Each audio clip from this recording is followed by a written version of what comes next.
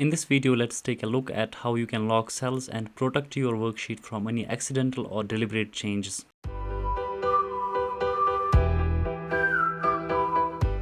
Locking cells in Excel is useful when you share an Excel template with other people and ask them to fill certain data in certain cells without making changes in other cells. To protect your worksheet from any accidental or deliberate changes, go to the Review tab, click on Protect Sheet, and checkmark Protect Worksheet and Content of Locked Cells. You can also specify a password here, but make sure that you remember it, otherwise Excel won't let you recover your password. Click OK. Now when you try to make any changes in any of the cells, Excel will display a message. The cell or chart you are trying to change is on a protected sheet.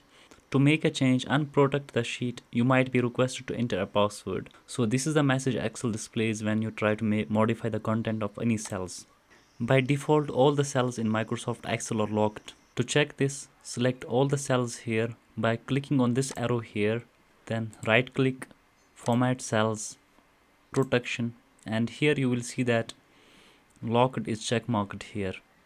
That means all of these cells are locked. Now when you protect the worksheet, you will not be able to modify the content of any of these cells because all of them are locked and you have protected the worksheet. For example, I try to modify the content of this cell here. The message is the cell or chart you are trying to change is in a protected sheet. Now what if you have a template like I have this one here and you want to share it among your colleagues and ask them to fill certain fields in the template while making sure that they don't make any accidental or deliberate changes in other fields. To do so, select the cells in which you want your colleagues to make any changes, then right click, click on Format Cells, unlock them, click on OK, then protect the worksheet.